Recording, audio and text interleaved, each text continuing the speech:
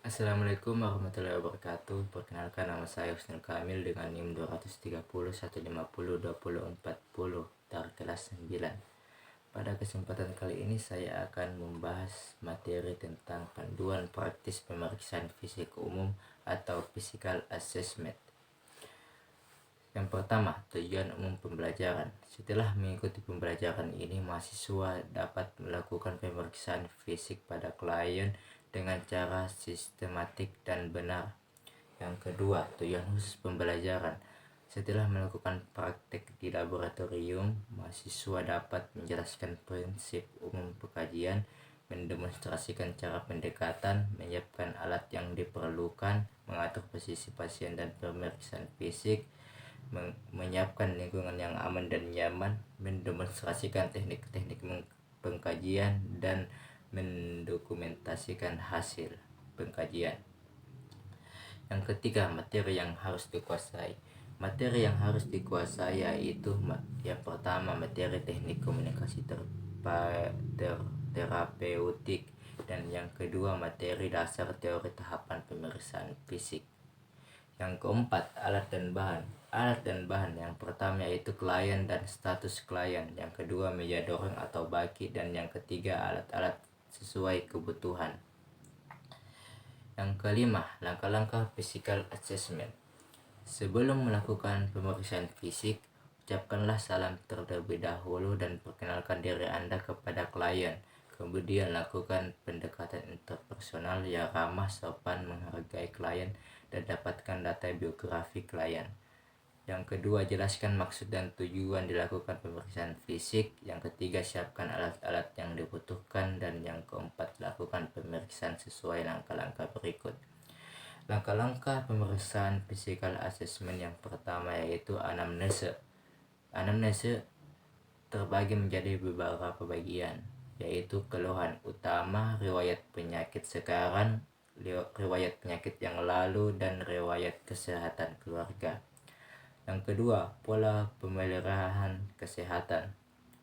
Pola pemeliharaan kesehatan juga terbagi menjadi beberapa bagian, yaitu pola pemenuhan kebutuhan nutrisi, pola eliminasi, pola istirahat tidur, pola kebersihan diri, dan aktivitas lain.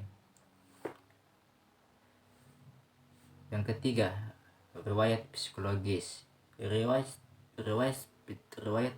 psikologis juga terbagi menjadi beberapa bagian, yaitu status emosi, gaya komunikasi, pola interaksi, pola pertahanan, dan dampak dirawat di rumah sakit. Dan yang terakhir, riwayat sosial ekonomi.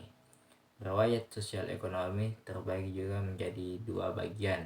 Yang pertama, latar belakang sosial, budaya, dan spiritual klien, dan yang kedua, ekonomi. Selanjutnya, pemeriksaan tanda-tanda vital. Pemeriksaan tanda-tanda vital yaitu mengukur tekanan darah, menghitung denyut nadi per menit, menghitung frekuensi pernapasan per menit, dan mengukur suhu tubuh. Yang kemudian, keadaan umum. Menilai keadaan sakit klien dari hasil infeksi umum. Misalkan klien terbaring lemah di tempat tidur dengan terpasang infus D5%, pernapasan disispon. Klien dapat makan sendiri dan tidak dapat ke kamar mandi. Selanjutnya, pemeriksaan integumen rambut dan kuku.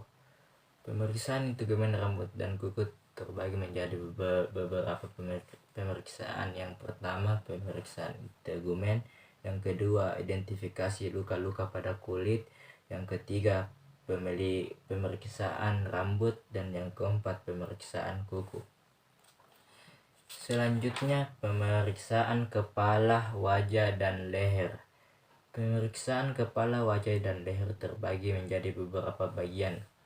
Yang pertama, pemeriksaan kepala. Yang kedua, pemeriksaan mata. Yang ketiga, pemeriksaan telinga. Yang keempat, pemeriksaan hidung. Yang kelima, pemeriksaan mulut. Yang keenam, pemeriksaan wajah. Dan yang terakhir, pemeriksaan leher. Selanjutnya, pemeriksaan payudara dan ketiak. Pemeriksaan payudara dan ketiak terbagi menjadi dua bagian, yaitu inspeksi dan palpasi. Inspeksi di sini dimaksud dengan ukuran payudara, bentuk dan kesimetrisan dan adakah pembengkakan yang terjadi.